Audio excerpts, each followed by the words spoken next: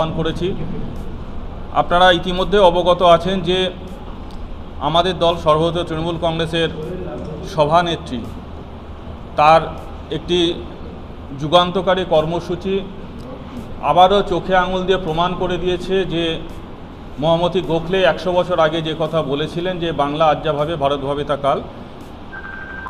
নির্বাচন কমিশন যে পক্ষপাতদুষ্ট এই কথাটা আমরা বরাবর বলে এসেছি। যখন বামফ্রন্টের আমলে নেতৃত্বে আমরা আন্দোলন করছি, যুব আন্দোলন, ছাত্র আন্দোলন করছি, তখন থেকে আমরা বলে এসেছি এবং সায়েন্টিফিক রিগিংয়ের কথা শুনে এসেছি।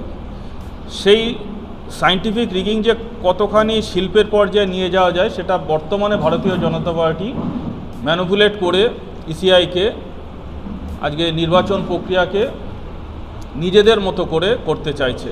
তার প্রকৃষ্ট উদাহরণ বিগত বিধানসভা নির্বাচন মহারাষ্ট্র এবং দিল্লি।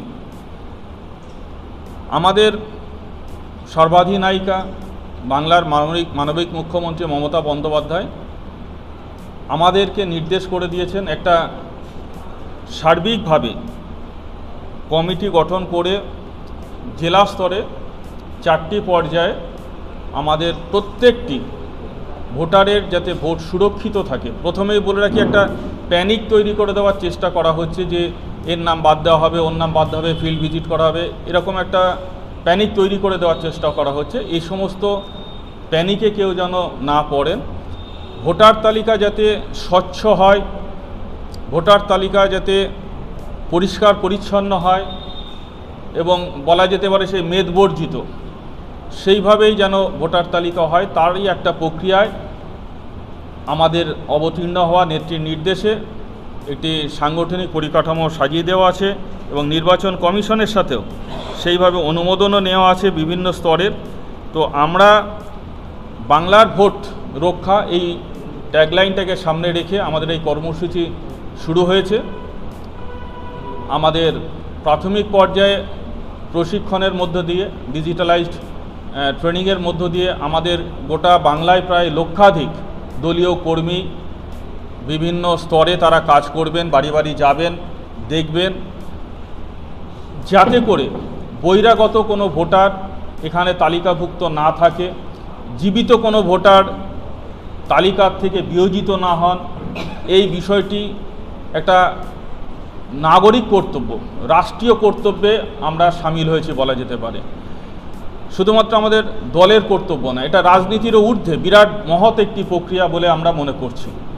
তার কারণ কোনো একটি ভোটার, সে আপনার বা আমার ভোটার তালিকায় আমরা যেখানে রেসিডেন্সিয়ালি থাকি সেখানে নাম আছে, সাইমেন্টিনিয়াসলি অন্য কোনো জেলায়, অন্য কোনো বিধানসভা ক্ষেত্রে, অন্য কোনো রাজ্যেও আপনার আমার অগোচরে, আপনার আমার অনুমতির বাইরে গিয়ে, আমাদের প্রক্রিয়ার বাইরে গিয়ে সেখানে নাম তালিকাভুক্ত থেকে যাচ্ছে।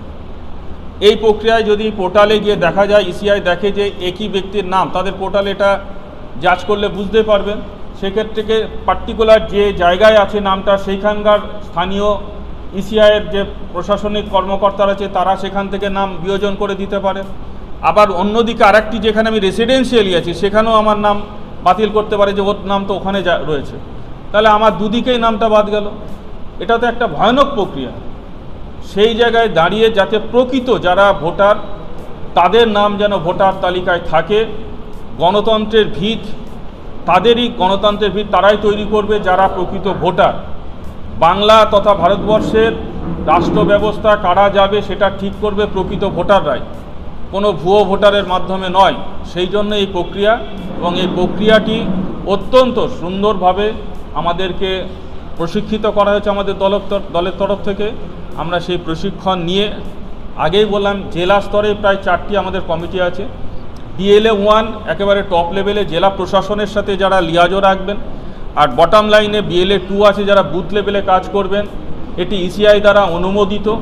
এর সাথে সাথে আমাদের দলের পক্ষ থেকে আরও একটু মনিটরিং করবার জন্য ব্লক টাউন লেভেলে এবং আমাদের ওয়ার্ড বা পঞ্চায়েত লেভেলেও নির্দিষ্ট করে সুপারভাইজ করার জন্য দায়িত্ব দেওয়া আছে। তারা সেই বিষয়গুলিকে আমাদের বিএলএ 2 এর সাথে লিয়াজো রাখবেন বা প্রয়োজনে বিএলএ 1 এর সাথে যোগাযোগ স্থাপন করবেন।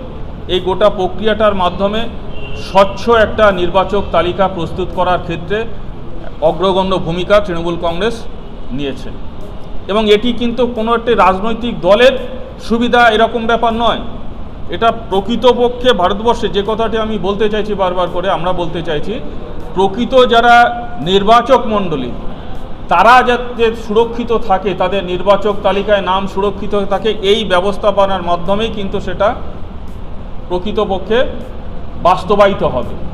সুতরাং আমরা সর্বাধিনায়িকা মমতা বন্দ্যোপাধ্যায়কে ধন্যবাদ এবং কৃতজ্ঞতা জানাবো যে এত সুন্দরভাবে এত সুন্দর একটি কর্মসূচি উপস্থাপিত করেছেন, যার দ্বারা গণতন্ত্র উপকৃত হবে, ভারতবর্ষের নির্বাচক মণ্ডলী গণদেবতা উপকৃত হবেন, তাদের অজান্তে তাদের নাম বাদ যাবে না, তাদের অজান্তে তাদের রাজনৈতিক মতাদর্শ অন্যভাবে বিপদ চালিত হবে না, বিপদগামী হবে না, কেউ সেটাকে ম্যানিপুলেট করতে পারবে না এই প্রক্রিয়ার মাধ্যমে।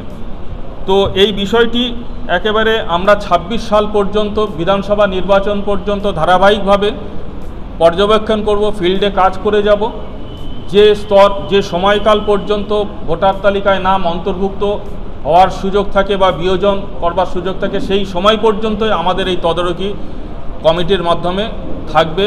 BLA-2কে আমাদের সেইভাবে প্রশিক্ষিত করা হয়েছে এবং আমাদের জেলায় ২৪৫১টির BLA-2 ২৪৫১ জন BLA-2 আছে, তার সাথে আমাদের ward supervisor, panchayat supervisor, block town supervisor এবং BLA-1 দিয়ে আমাদের এই গোটা সার্কেলটা, এবং এর সাথে সাথে জেলাতে একটা মনিটরিং কমিটি আছে, আমাদের voter list scrutiny core committee, ঠিক তেমনিভাবে জেলার পরের ধাপে ব্লক টাউনে আমাদের কমিটি আছে, ঠিক তেমনিভাবে অঞ্চলও কমিটি আছে, বুথেও কমিটি আছে। একদিকে আমাদের কমিটির সাথে যোগাযোগ রাখবে, আর যারা পাশাপাশি এই বিষয়টা সরাসরি দেখবেন, ফিল্ডে কাজ করবেন, তাদের সাথে সমন্বয় থাকবে। এই প্রক্রিয়াটা আপনাদেরকে অবগত করার জন্য মূলত আজকে আপনাদেরকে এখানে অনুরোধ করেছিলাম, আপনারা এসেছেন, এর জন্য আপনাদের ধন্যবাদ এবং কৃতজ্ঞতা জানাই।